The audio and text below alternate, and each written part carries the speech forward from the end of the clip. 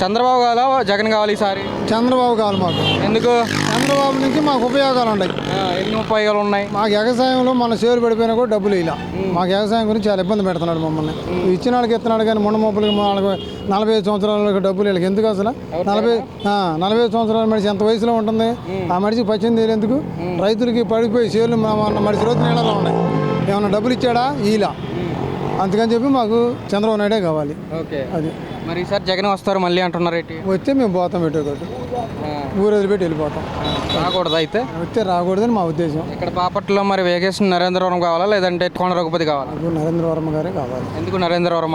మాకు రఘుపతి గారు జమ్ములపాలెం మాది ఏం చేయలేము మాకు. అది ఏం చేయలేదు కాబట్టి ఈసారి నరేంద్రవరంకి వేస్తారు ఓటు? నరేంద్రవరంకి వేస్తాం. ఏ ఊరు నుంచి మీరు? మా జమ్ములపాలెం.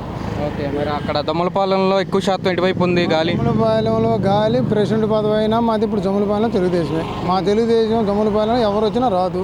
ప్రెసిడెంట్ పదవి అయినా ఏదైనా సరే జమ్ములపాలెం వరకు మా తెలుగుదేశం. ఓకే, ఈసారి ఎంత మెజారిటీతో రావచ్చు వేగేసి నరేంద్రవర్మ? ఇవన్నీ దేవుడి దయ, భగవంతుని దయ. గెలవడం అయితే ఖాయం అంటారా? అయితే పక్కా ఖాయం, దాంట్లో అనుమానం లేదు.